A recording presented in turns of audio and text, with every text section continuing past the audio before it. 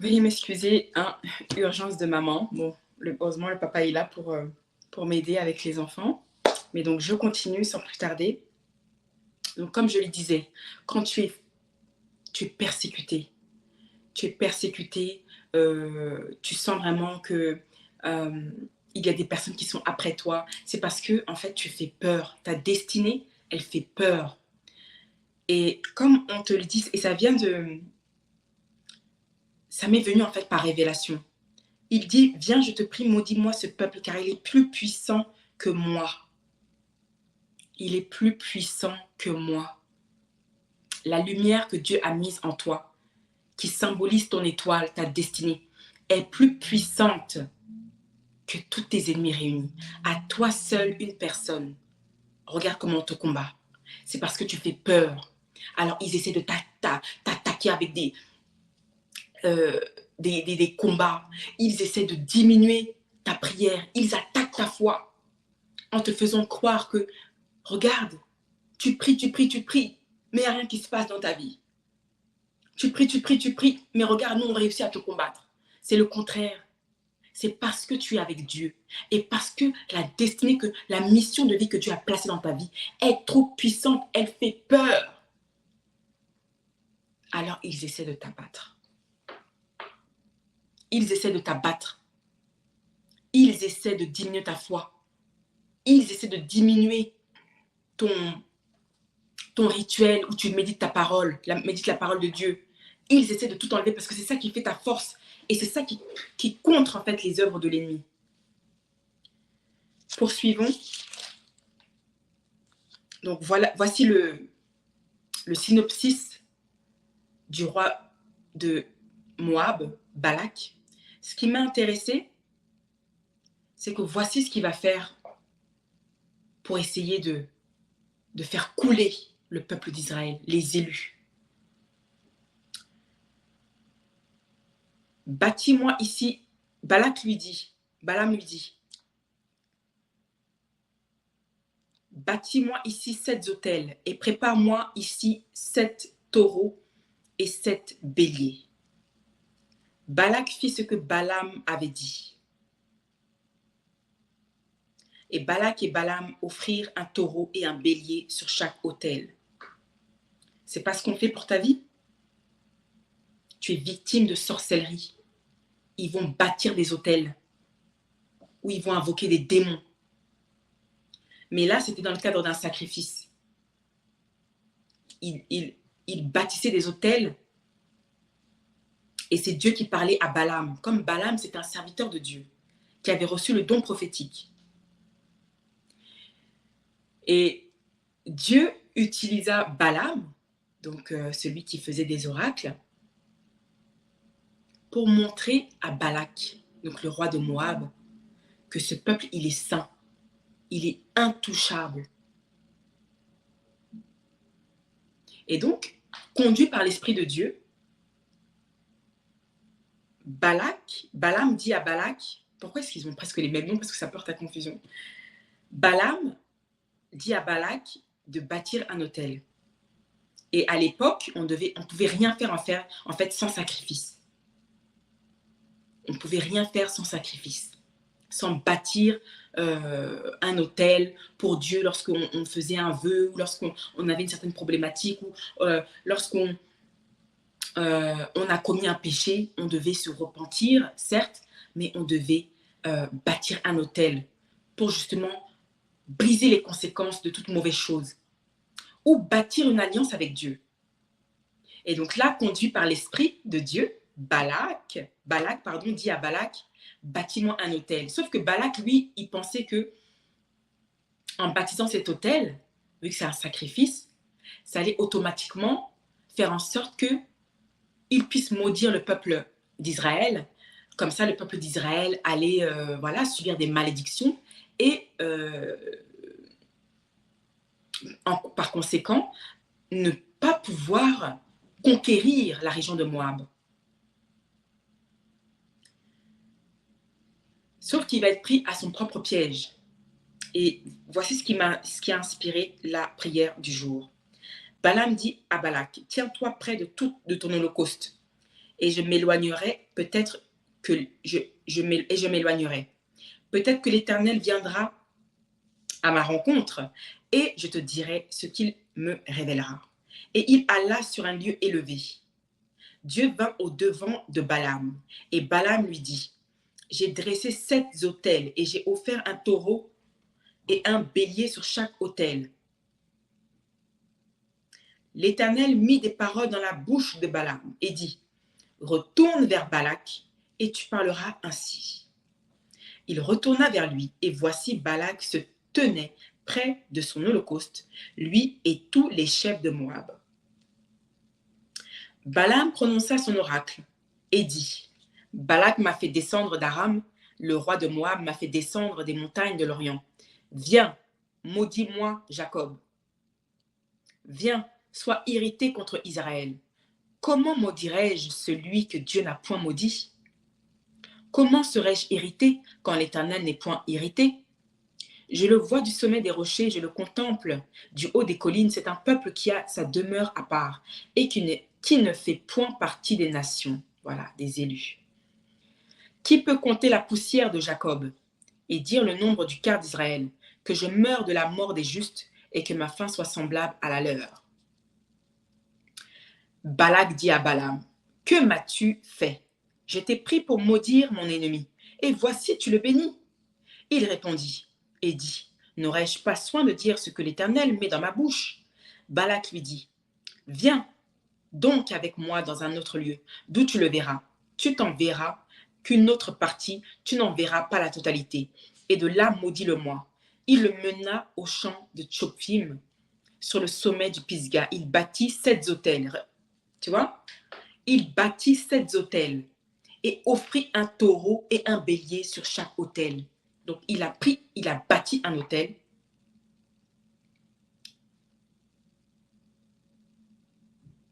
Pour que Balaam puisse réitérer sa demande pour maudire le peuple d'Israël. Sauf que Dieu était contre et Dieu était parmi Israël. Donc, c'est comme si l'autel qui était censé agir en défaveur du peuple d'Israël, en fait, c'est nul et sans effet. Retour à l'envoyeur et ça agit en faveur du peuple. Et pour toi, ma sœur, peut-être que ça te semble un peu ambigu, ce passage. Je suis en train de te dire qu'il y a des gens qui ont bâti des autels pour que ta vie soit un échec. Je suis en train de te dire qu'il y a des autels, il y a des personnes jalouses de toi. Ta propre famille te combat, ta propre mère, une abomination, ta propre mère, ton propre père a volé ton étoile. Tes parents, tes frères, tes tantes, tes oncles, tes cousins combattent ta destinée. Ils vont chez des marabouts, ils vont chez des féticheurs, bâtissent leurs hôtels avec ta photo, invoquant des démons avec des statues bizarres, des gris-gris bizarres, et ils appellent ta vie. Répète après moi. Par la puissance de Dieu, je prophétise la destruction de tout autel qui a été placé sur ma vie. Je détruis les conséquences de tout autel qui a été placé sur ma vie. Au nom de Jésus-Christ, je brise et je détruis les autels. Je brise et je détruis les statues. Que toutes les statues habillées par les autels prennent feu au nom de Jésus-Christ. Que toutes les statues invoquant des démons, Seigneur, retour à l'envoyeur. Retour à l'envoyeur. Tout homme, femme, démon qui a placé des autels pour maudire ma vie, pour faire en sorte que ma vie soit un échec et que je n'entre jamais dans ma destinée. Au nom de Jésus-Christ, je brise les autels, je brise les autels, je brise les paroles qui ont été prononcées sur les autels, je les détruis. Je détruis le calendrier de Satan. Je les efface avec le sang de Jésus-Christ. Le calendrier lunaire de Satan soit détruit au nom de Jésus-Christ. S'ils ont invoqué l'énergie solaire, je détruis cette énergie, car il est écrit dans la loi. Il est écrit dans la loi que le soleil ne te frappera point pendant le jour, ni la lune pendant la nuit. Tout homme, femme, démon qui utilise l'énergie de la terre, l'énergie de l'eau, l'énergie du vent, l'énergie des éléments naturels, des plantes, des arbres, du feu, du soleil, de la lune, pour que, à chaque fois que je sois en contact avec ces choses, que ces malédictions prennent effet dans ma vie, soient brisées au nom de Jésus-Christ. Il est écrit que là où mon pied foulera la terre, je l'aurai en possession. Je reprends mon autorité au nom de Jésus-Christ. Je reprends mon autorité. Il est écrit dans le livre de Luc qu'il m'a été donné le pouvoir de détruire les serpents et les scorpions et toute la puissance de l'ennemi, sans que rien ne puisse me nuire. Au nom de Jésus-Christ, souviens-toi dans ta parole, dans le livre de Psaume 91, Seigneur, tu as dit que tu ne laisseras pas mes pieds chanceler une pierre. Tu feras en sorte que les anges me portent. Tu feras en sorte que celui qui demeure sous l'abri du Très-Haut repose à l'ombre du Tout-Puissant. Je déclare, nul n'est sans effet, toute attaque forgée par des autels. Je déclare, nul n'est sans effet, retour à l'envoyeur. Tout le mal qui a été fait, tout le mal qui a été dit dans ma vie, dans la vie de tous ceux-là qui suivent cette prière, je détruis et je redonne le retour à l'envoyeur. Je redonne le retour à l'envoyeur. Je redonne le retour à l'envoyeur. Je redonne le retour à l'envoyeur. Je redonne le retour. Il est écrit dans la loi que le méchant récoltera les œuvres de ses mains. Le méchant récoltera les œuvres de ses mains. Nous ne souhaitons pas du mal à quelqu'un. Nous ordonnons juste que tout le mal qui a pris effet dans nos vies et qui ne résulte pas de notre désobéissance ou d'un manquement à la loi divine, retour et frappe l'envoyeur.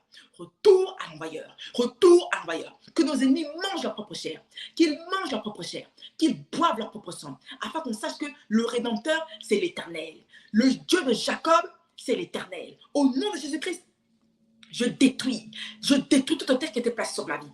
Et que ces hôtels agissent dans celui qui nous les a envoyés. Au nom de Jésus-Christ, je brise les hôtels. Je brise les hôtels. Le pouvoir des hôtels soit brisé, soit brisé, soit brisé, soit brisé, soit brisé, soit brisé. Le pouvoir des hôtels, le pouvoir des fétiches soit brisé. Au nom de Jésus-Christ, que tout mandataire de Satan, répète après moi, je prophétise que tout mandataire de Satan, féticheur, marabout ou quelconque agent des ténèbres qui est commandité par mes ennemis, soit pulvérisé par l'épée. Eux et tous leurs complices soient pulvérisés par l'épée, soient pulvérisés par le feu de Dieu, qu'ils soient ravagés par le feu, qu'ils soient ravagés par le feu, qu'ils soient ravagés par le feu, qu'ils soient ravagés par le feu, qu'ils soient ravagés par le feu, qu'ils soient ravagés par le feu, qu'ils soient ravagés par le feu, qu'ils soient ravagés par le feu, qu'ils soient ravagés, que les autels soient consumés, que les statues, les idoles soient consumées, que les idoles soient consumées, que Babylone soit consumée par le feu, soit consumée, que les serpents soient consumés, que les sirènes des eaux soit consumé, soit consumé, soit consumé, soit consumé, soit consumé. Que Jézabel, assis sur ma vie, soit consumé. Tout homme fort, toute femme forte, assis sur ma vie, soit consumé, soit consumé, soit consumé par le feu, par le tonnerre, soit consumé par le feu, par le tonnerre, soit consumé. Ange Michael, ange Michael, ange Michael, je t'appelle au nom de Jésus-Christ, tout genou fléchi. Il est écrit dans la parole de Dieu que bénissez-vous ces anges qui servaient l'Éternel. J'appelle tous les anges, j'appelle tous les anges, j'appelle tous les anges les plus violents, les combattants du royaume de Dieu. Descendez en armée, descendez vos chars, descendez par milliers et ravagez le corps de nos ennemis. Ravagez le corps de nos ennemis. Ravagez les prisons de l'enfer. Les prisons de l'enfer et ramenez toutes nos bénédictions. Sur terre comme dans le céleste. Ramenez nos bénédictions. Tout ce qu'ils nous ont volé. Tout ce qu'ils nous ont volé. S'il y a une femme sur cette chaîne qui cherche son mariage, qui cherche sa destinée familiale, au nom puissant de Jésus-Christ, je débloque tes portes. Je débloque tes portes du mariage. Je débloque tes portes du mariage. Je débloque tes portes du mariage. Je prophétise le déblocage de ton mariage. Je prophétise que là où ton mari est, qu'il vienne te retrouver. Au nom de Jésus-Christ, parce qu'il est écrit dans la parole de Dieu, que l'homme quittera son père et sa mère et s'attachera à une seule femme. Et ils formeront qu'une seule chair. Alors au nom de Jésus-Christ, tout démon qui est en train de bloquer ton mariage, soit pulvérisé par le feu, soit pulvérisé par le tonnerre, soit pulvérisé par le feu, soit pulvérisé par le tonnerre, soit pulvérisé par le feu, par le tonnerre, par le feu, par le tonnerre, soit pulvérisé, soit pulvérisé, soit pulvérisé, soit pulvérisé, soit pulvérisé. Tous ceux-là qui retiennent tes finances, qui retiennent ta destinée financière, soit pulvérisé par le feu, soit pulvérisé par le feu, soit pulvérisé par le feu, soit pulvérisé. Il est écrit dans la parole de Dieu, dans le livre de Deutéronome 28, que Dieu bénira les œuvres de nos mains. Dieu bénira notre huche, notre corbeille et notre grenier. Et nous prêterons à beaucoup de nations, mais nous prêterons à beaucoup de nations, mais nous n'emprunterons pas. Alors au nom de Jésus-Christ, que là cette loi s'accomplisse. Je prophétise que cette loi s'accomplisse dans ta vie, ma sœur. Je prophétise que tout cela qui tiennent tes bénédictions financières soit découpé par l'épée. Soit découpé, soit découpé, soit découpé, soit découpé. Que tous les démons qui viennent coucher avec toi, chaque fois que Dieu veut t'élever, soit découpé par le tonnerre, soit découpé par le tonnerre. Tout cela, les monitoring spirits qui veillent à travers des faux amis, des fausses copines qui te perdent le temps, des fausses copines que tu as autour de toi, des faux amis et des fausses amies qui font en sorte que tu n'entres jamais dans ta terre promise. Qu'ils soient chassés à coups de tonnerre, qu'ils soient chassés à coups de tonnerre, qu'ils soient chassés à coups de tonnerre, qu'ils soient chassés, que tout ce que le diable fait et dit pour retarder ta destinée, soit détruit au nom de Jésus-Christ. Soit détruit au nom de Jésus-Christ. Si on t'a envoyé un faux petit copain qui est là seulement pour te voler spirituellement, pour te perdre de temps et pour retarder ta destinée maritale, je lui ordonne de sortir de ta vie. Je lui ordonne de sortir de ta vie. Je lui ordonne qu'il sorte, qu'il sorte, qu'il sorte. Et que le véritable bienfaiteur de ta destinée, ton vrai mari se présente à toi. Au nom puissant de Jésus-Christ. Il est écrit dans la parole de Dieu que si on appelle les choses en esprit, alors elles se manifesteront. Au nom de Jésus-Christ. Au nom puissant de Jésus-Christ, j'appelle ta destinée familiale, j'appelle ta destinée financière, j'appelle ta santé, j'appelle la restauration de ta santé, j'appelle la restauration de ta destinée financière, maritale, professionnelle, spirituelle, au nom puissant de Jésus-Christ. Que les cinq portes de ta destinée reflètent le royaume de Dieu. Que les 5 portes de ta destinée reflètent le royaume de Dieu et non les œuvres des ténèbres. Je prophétise dans ta vie, ma sœur, que les 5 portes de ta destinée reflètent le royaume de Dieu et non les œuvres infructueuses des ténèbres. Au nom de Jésus-Christ, je prends autorité. Je prends autorité sur tout embargo démoniaque qui ralentit ma vie et qui fait que je ne suis pas heureuse d'être brisée pour toujours. Au nom puissant du Seigneur Jésus-Christ de Nazareth.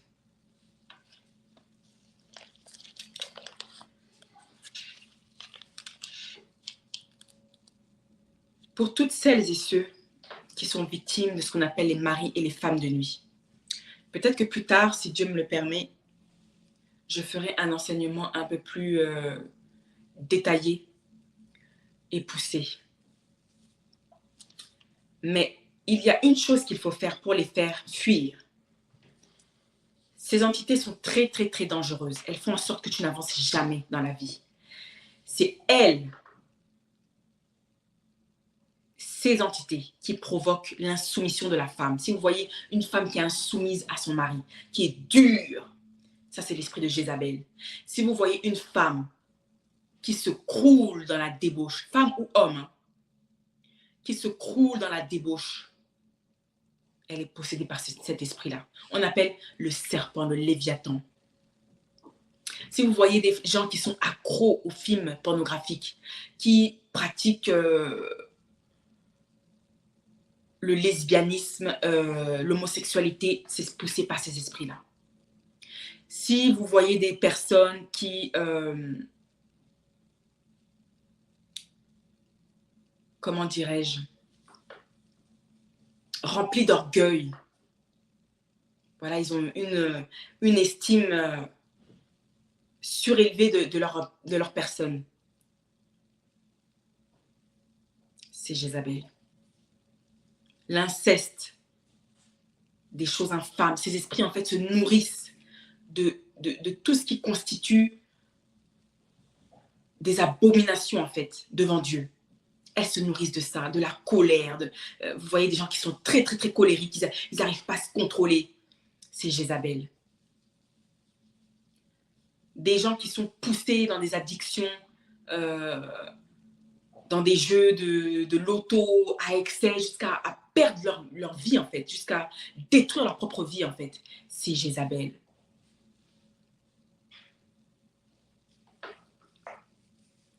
C'est Jézabel. Donc, pour remédier à cela, je ferai peut-être un enseignement poussé, comme je le disais tantôt, mais il faut réciter des versets bibliques où Dieu nous montre la chute de Babylone. Et je vais vous montrer comment prier. C'est très, très, très, très, très efficace. Ça les fait fuir. Mais parfois, vous allez vous rendre compte que ces esprits partent et à cause de vos prières, mais quelques temps après, ils reviennent.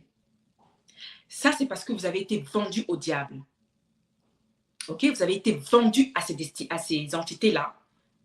Raison pour laquelle elles partent un temps. mais après elles reviennent. Et Jésus nous a déjà dit dans le Nouveau Testament que parfois on chasse des esprits et quand on les chasse, ils vont dans des déserts, ils restent pendant un temps et après ils veulent retourner à d'où ils ont été en fait envoyés. Et là, ils reviennent avec 7 autres esprits méchants. Parce que l'alliance n'a pas été brisée. Et quand je vous parle d'alliance, c'est oui, c'est le péché. Il faut vivre une vie de sanctification, mais pas, parfois dans des cas extrêmes. Pas que. Parce que Dieu nous dit que même si on vit comme des justes, quand nos fondations sont renversées, en tant que justes, nous ne pouvons rien. Et un juste dans la Bible, c'est se définit en fait par quelqu'un qui suit la parole de Dieu, qui suit les commandements de Dieu. Raison pour laquelle on voit beaucoup de chrétiens qui ont accepté Jésus-Christ comme sauveur, mais ils sont toujours prisonniers du diable. Ce qui va les faire partir de manière définitive, c'est le sacrifice, l'offrande sacrificielle. C'est comme si on t'a marié, surtout dans des cas extrêmes. Si tu te vois en rêve, tu n'as pas d'enfant physiquement, mais tu te vois porter des bébés. Tu n'as pas d'enfant en rêve, dans la vraie vie, mais tu te vois porter des bébés. C'est comme si dans le monde spirituel, tu as des enfants. Aïe, aïe, aïe. C'est pas pour te faire peur. Hein. Ça veut dire que, en fait, ils se sont accouplés avec ton âme et avec ton sang et avec ton énergie. Ça a produit des bébés dans le monde spirituel. Donc, je vous ai dit tantôt que c'est le monde spirituel qui gouverne sur le monde physique. Mais dans le monde spirituel, toi, tu as des enfants avec des serpents, avec des esprits des eaux. Tu es lié. On t'a même attribué un mari qui vient te visiter à chaque fois, qui vient te réclamer à chaque fois. À chaque fois que tu rencontres un homme dans la vraie vie, cet homme part. Et parfois, j'ai même entendu des cas extrêmes où à chaque fois, une femme voulait se marier. Ces esprits-là tellement méchants allaient prendre la vie des esprits jaloux. Pourquoi? Parce que l'alliance n'est pas brisée. Et tant que l'alliance n'est pas brisée, tu es toujours sous leur emprise. Donc, il faut que tu fasses une offrande sacrificielle. Et je vous ai déjà cité le livre des Exode 30, versets 11 à 16. L'offrande sacrificielle permet de rappeler à Dieu que nous faisons partie de son royaume. Parce que le problème, c'est que tu as été vendu au diable. On a vendu ta destinée, on a vendu ton étoile. Et comme on t'a vendu, toutes les bonnes choses qui te sont destinées ne viennent pas à toi. Parce que tu es sous l'emprise de quelque chose. Tu es sous l'emprise d'un démon. C'est comme si tu me dis que, voilà, tu as été marié et voilà, par exemple, ton mari a commis l'adultère. La loi de Dieu te l'autorise, t'autorise de divorcer. Mais toi, tu dis à l'homme verbalement que voilà, c'est bon, on est divorcé, je veux plus de toi parce que tu m'as trompé. Mais sur les papiers, tu n'es pas divorcé. Sur les papiers, tu n'es pas divorcé. Tu es toujours en alliance avec lui. C'est la même chose dans le monde spirituel. Qu'à moins que tu payes un avocat, tu fasses la procédure au tribunal pour officiellement divorcer de cet homme, pour être libre et refaire ta vie plus tard. Alors là, tu es libre. Et c'est pareil avec le monde spirituel. L'offrande sacrificielle permet de briser les alliances. L'offrande sacrificielle permet que toutes tes bénédictions qui t'ont été volées durant le temps de ton ignorance te soient restituées. L'offrande sacrificielle permet une nouvelle alliance avec Dieu.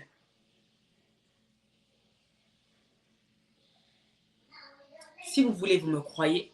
Si vous voulez, vous ne me croyez pas. C'est pas grave. C'est la vérité que je prêche parce que j'ai vécu ces choses. Je parle en connaissance de cause. Je sais de quoi je parle.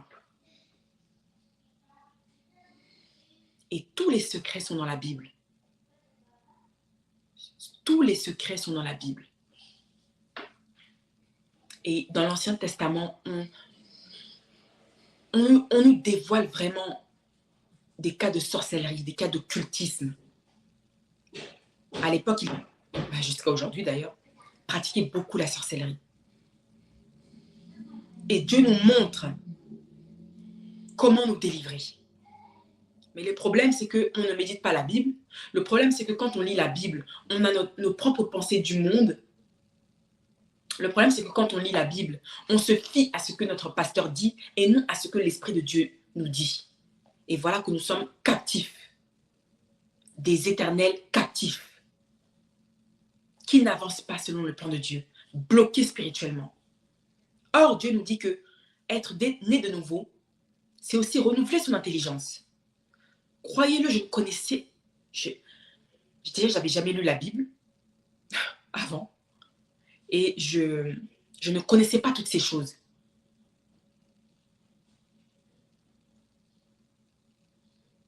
Donc, lisons l'Apocalypse 17. Puis, un des 7 anges qui tenait les 7 coupes vint, et il m'adressa la parole en disant, « Viens, je te montrerai le jugement de la grande prostituée qui est assise sur les grandes eaux. C'est avec elle que les rois de la terre se sont livrés à l'impudicité. C'est du vin de son impudicité que les habitants de la terre se sont enivrés. Il me transporta en esprit dans un désert, et je vis une femme assise sur une bête écarlate, pleine de noms de blasphème, ayant 7 têtes et 10 cornes. Cette femme était vêtue de pourpre et d'écarlate, et parée d'or, de pierres précieuses et de perles. Elle tenait dans sa main une coupe d'or remplie d'abominations et des impuretés de la prostitution.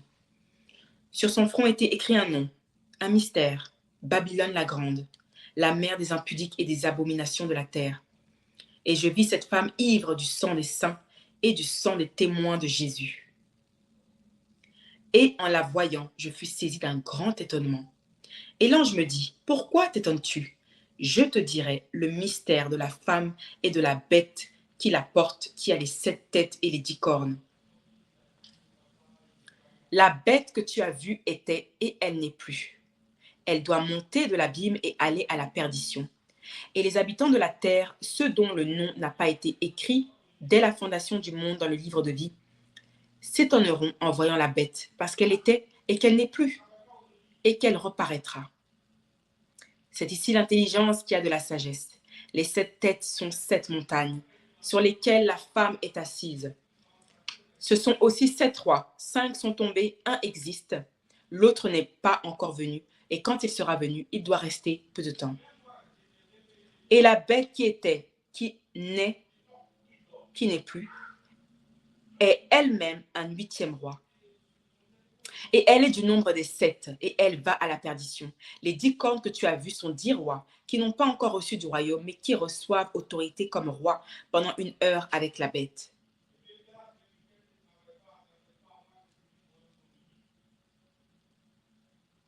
Ils ont un même dessein, et ils donnent leur puissance et leur autorité à la bête. Ils combattront contre l'agneau, et l'agneau les vaincra, parce qu'il est le Seigneur des seigneurs et le roi des rois. Et les appelés, les élus et les fidèles qui sont avec lui les vaincront. Aussi, bonne nouvelle, Dieu te dit que tu combattras Babylone la grande. Tu combattras les esprits des eaux. Babylone la grande, c'est le symbole des esprits des eaux, des Mamiwata, des Oshun, des divinités Yoruba, la reine des côtes, la reine des eaux, Mamiwata. Les esprits des eaux, les sirènes, représentées par Babylone la grande. C'est son nom, c'est un mystère. Donc à chaque fois que tu veux prier pour chasser ces esprits, prends tous les versets de la Bible qui font référence à la chute de Babylone, à la chute de Jézabel, et tu pries sur ces versets. Tu récites la loi de Dieu. Tu dis, il est écrit dans la loi. Tu cites le verset de la Bible Et tu dis, en vertu de cette parole, je brise et je détruis tout esprit de mari de nuit qui persécute ma vie, les embargos, les hôtels qui ont été fondés par les hommes et les femmes qui m'ont vendu à ces entités. Je les brise, je les détruis, je les brise, je les détruis, je les brise. Tu verras que quand tu vas dormir comme un bébé. Ésaïe 47, j'avais noté des versets. Ésaïe 47. Oh, super efficace contre les maris de nuit. Super efficace. Prenez des notes, s'il vous plaît. J'ai tout noté ici. Excusez-moi. Alors.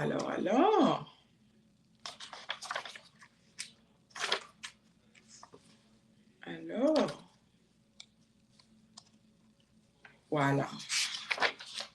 J'ai un calepin. Alors,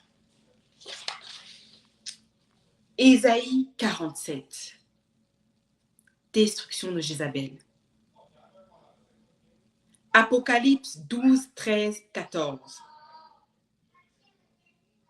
Très efficace.